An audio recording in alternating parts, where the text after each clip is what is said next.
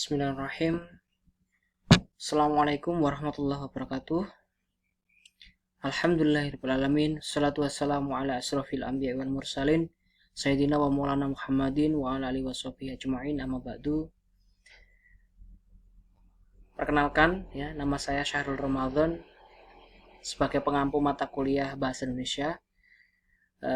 Saya ucapkan selamat datang kepada kelas A dan juga kelas B Tadris Ilmu Pengetahuan Sosial atau TIPS, yang dalam hal ini baru menjadi keluarga besar ya, IAIN Madura. Terima kasih sudah berkenan untuk menyimak paparan dari saya di pertemuan yang pertama kali ini. Baik, sedikit saya buka. Nah, ini kelas B, kelas A dulu. Ya, di kelas A ini ada sekitar 36 mahasiswa ya. 36 mahasiswa, ada Ahmad Maulana, kemudian Farid, Henry, Khalilur, Muhammad Nais, Ahmad Taufiqul, Anang, Denny, Fariza, Husnul, Jaisi, M. Fawaid, Maulidi, Nur Ali, Robit, Subhan, Sugianto, Safril, Abdul Muiz, Ahmad Hakiki, Rafli, Faida, Lailatul, Mediana, Noraini, kemudian ada lagi Rabiani, Bella, Farhana, Isnawati, kemudian Ita Faradila, Yuliati, Hayati, Fitriatun, Lulu, Putri, dan Rika. Ya, mengapa saya baca satu persatu namanya? Ini supaya familiar ya di telinga saya sambil perkenalan. Kalau biasanya tatap muka itu saya bertanya kepada mahasiswa secara langsung, kemudian nama lengkapnya siapa, nama panggilannya siapa, kemudian berasal dari mana. Nah, karena kita masih dalam situasi yang belum berkenan untuk saling bertatap muka, jadi saya mengidentifikasi dari nama-nama yang sudah ada di presensi terlebih dahulu saja ya. Kemudian untuk kelas B ada Ahmad, Arif, Edi, Fauzan, Rifki, Ahmad Sihabuddin, Alvan, Imam, Ismail, Nurrohim, siapa lagi nih?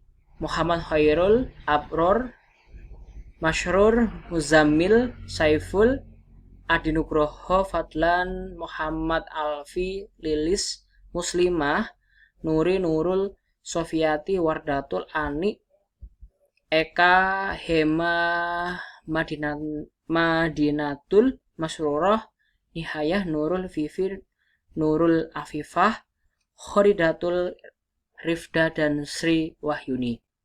Jadi total ada 36 mahasiswa untuk kelas B. Jadi totalnya kelas A dan kelas B ini berjumlah sekitar 72 ya. Baik, 72 bersama-sama nanti kita akan belajar tentang bahasa Indonesia. Baik, kelas A dan kelas B semuanya yang berbahagia, izinkan saya menyampaikan di pertemuan pertama kali ini, yakni tentang rencana pembelajaran semester atau RPS ya, mata kuliah Bahasa Indonesia. Ya, mata kuliah ini nanti penjelasannya lebih detailnya akan saya sampaikan di pertemuan selanjutnya. Untuk yang pertama ini saya hanya berkenalan secara langsung, kemudian menyampaikan RPS ini, rencana yang akan kita laksanakan selama 1 semester, dan juga nanti akan ada kontrak perkuliahan atau kontrak belajar yang akan saya sampaikan. Ini ya, dosen pengembang RPS saya, Syahrul Ramadan. Nah, Syahrul Ramadan MPD. Baik, ini nama lengkap saya, bisa dipanggil Syahrul ya.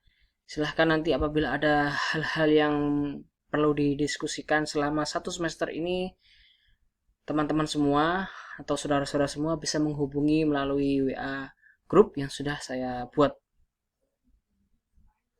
Baik, ini mata kuliah Bahasa Indonesia ya. Adapun beberapa yang penting untuk RPS ini, kita fokus pada 16 pertemuan ini. Jadi nanti satu semester itu kita akan ada 16 pertemuan ya. Pertemuan 1 sampai dengan pertemuan 16 itu. Ini yang wajib kita laksanakan. Nah, pada intinya di 16 pertemuan ini terbagi menjadi dua ya, terbagi menjadi dua. Yang pertama itu tentang teori bahasa Indonesia. Kemudian yang kedua adalah praktik berbahasa Indonesia. Tuh. Teori-teori berbahasa Indonesia nanti akan kita laksanakan pada pertemuan kedua sampai dengan ketujuh ya. Kemudian untuk prakteknya akan kita laksanakan setelah UTS. Jadi setelah 27 ini selesai, kita nanti akan UTS atau ujian tengah semester atau ujian formatif secara bersama-sama menggunakan beberapa materi tentang teori berbahasa Indonesia. Nah, selanjutnya di pertemuan 9 sampai dengan 15 kita akan mencoba untuk praktik berbahasa Indonesia. Baik, itu ya. Di pertemuan kedua minggu depan masih saya yang akan menjelaskan. Nanti di pertemuan selanjutnya kelas akan dibagi menjadi beberapa kelompok, kemudian bersama-sama membahas ataupun bersama-sama berdiskusi masing-masing kelompok di kelas tersebut, dan ada tanya jawab, ada masukan, ada saran, ada tambahan yang mungkin nanti bisa membantu kelompok ataupun menambah hasanah keilmuan kita bersama. Baik, pertemuan kedua ya. Pertemuan kedua nanti kita akan selayang pandang tentang bahasa Indonesia. Kemudian memahami fungsi dan kedudukan bahasa Indonesia. Yang keempat, memahami ragam bahasa. Kelima, tata ejaan bahasa Indonesia. Keenam, pilihan kata atau diksi. Yang ketujuh adalah kalimat efektif dan tata paragraf. Nah, di pertemuan 2 sampai 7 ini sekali lagi kita belajar teori ya. Nanti kita usut tuntas tentang bahasa Indonesia itu seperti apa. Nah, ketika teori sudah kita pegang ibaratnya sebuah rumah ya, fondasi kita susun dulu dengan kuat sampai kemudian fondasi selesai kita susun, baru kemudian kita belajar atau praktik berbahasa Indonesia. Itu selanjutnya di pertemuan 9 sampai dengan pertemuan 15 itu nanti kita akan mencoba praktek ya, 4 keterampilan berbahasa, yaitu membaca, menyimak, berbicara, dan juga menulis. Untuk yang pertemuan ke-9 ada analisis ragam bentuk kesalahan berbahasa. Jadi nanti kita akan menganalisis bersama kira-kira apa kecenderungan orang salah dalam berbahasa Indonesia itu apa saja. Setelah itu ada teknik membaca ragam produk tulisan, teknik menyimak, presentasi atau berbicara. Ini salah satu pendukung untuk berbicara tadi. Kemudian teknik menulis 1, ragam teks penyintas jurnalistik. Teknik menulis 2, ragam teks sastra. Dan teknik menulis yang ketiga, ragam teks akademik. Seluruhnya kemudian diakhiri dengan ujian akhir semester ataupun UTS. Baik, itu. Nah itu ya, mungkin nanti apabila ada pertanyaan nanti bisa disampaikan melalui WA grup ataupun kolom komentar di video saya ini. Baik, selanjutnya daftar pustaka. Daftar pustaka ini adalah buku, lebih praktisnya seperti itu saya menyebutnya buku yang akan kita gunakan selama perkuliahan. Jadi saya menggunakan buku Satata dan kawan-kawan ini dengan judul Bahasa Indonesia untuk Perguruan Tinggi Mata Kuliah Wajib Universitas. Diterbitkan di Mitra Wacana Media Jakarta. Adapun beberapa buku pendukungnya ini silahkan nanti dibaca. Saya juga nanti akan menyampaikan beberapa buku penunjang ya yang bisa diakses melalui WA group. Nah, itu.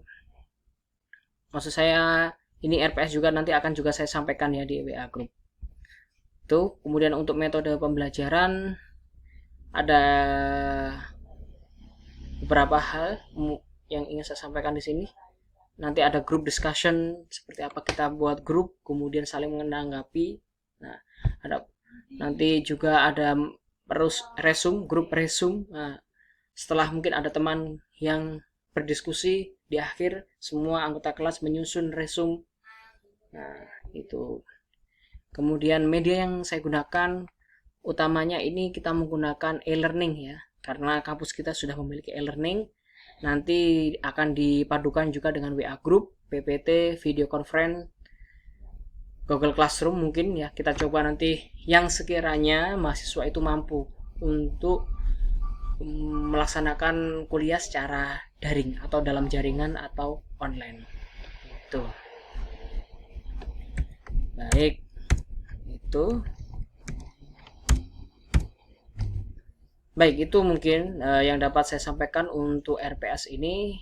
Selanjutnya saya akan menyampaikan kontrak perkuliahan atau kontrak belajar. Nah, kontrak perkuliahan atau kontrak belajar ini istilahnya di sini adalah kesepakatan kita bersama ya. Jadi selama 1 semester ini saya harap teman-teman yang pertama itu harus disiplin waktu ya. Kita awali perkuliahan tepat waktu, kemudian kita akhiri perkuliahan tepat waktu. Tuh. Kemudian yang kedua, apabila dari teman-teman semua ini tidak masuk selama 3 kali dan itu tanpa ada informasi kepada saya, otomatis nanti sesuai anjuran dari kampus itu tidak bisa diluluskan untuk mata kuliah ini. Tuh. Kemudian harus tepat waktu, kemudian masuknya itu harus disiplin. Kemudian, nah ini di perkuliahan kali ini saya akan memberikan semua yang ada di sini, ada 36 kelas A dan 36 kelas B A+ ya, nilai maksimal. Kemudian seiring berjalannya waktu yang akan mengubah nilai adalah teman-teman sendiri ya. Bagaimana mengerjakan tugas, bagaimana disiplinnya, bagaimana sopan santunnya, bagaimana nilai UTS dan UAS-nya. Nah, itu nanti yang akan membuat nilai itu bukan saya, melainkan kelas A dan kelas B sendiri ya, Mak.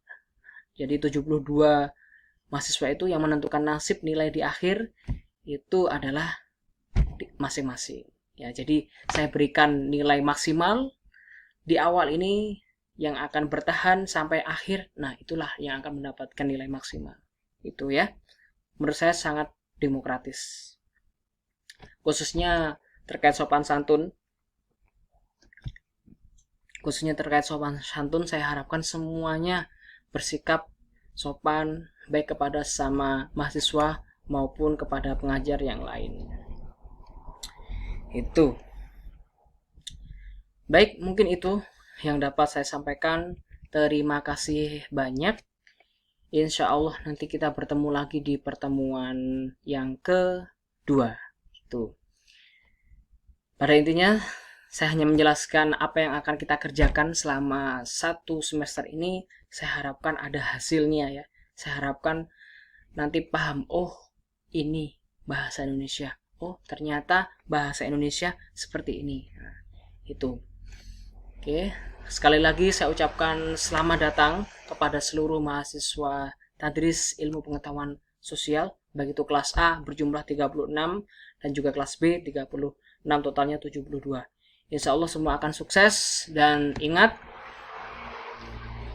niat awal dari orang tua berangkat ke kampus untuk belajar dengan baik, untuk mendapatkan nilai baik, sehingga nanti di akhir bisa sukses bersama dan juga mengangkat derajat orang tua. Itu ya mungkin yang dapat saya sampaikan. Oh ya, untuk dimohon nanti membuat, sudah saya sampaikan di grup ya, membuat foto, di situ kumpulan foto dan juga nama. Jadi kita mengenal melalui foto terlebih dahulu. Mungkin nanti kalau ada perubahan kebijakan kita bisa bertatap muka ya, insya Allah kita akan melaksanakannya. Sementara kita cari alternatif terbaik supaya pembelajaran tetap jalan. Baik, terima kasih. Ihdinas siratal mustaqim. Assalamualaikum warahmatullahi wabarakatuh.